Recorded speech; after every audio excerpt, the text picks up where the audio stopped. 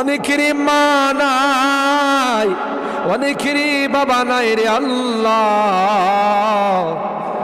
কতদিন হয়ে গেল কবরের বাসিন্দা হয়ে গেছে, কবরের পাশে যাইয়া মা মা মা বলে চিৎকার করি, কোনো জবাব দেয়।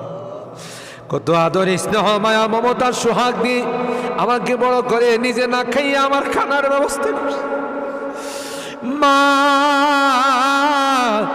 জনম দুঃখিনী মা, আল্লাহ যার চেহারার দিকে তাকাইলে কবুল হজের সব পাওয়া যায়। বাড়িতে ফিরতে দেরি হলে ডাক্তার সাথে সাথে মা দরওয়াজাটা খুলে দিত।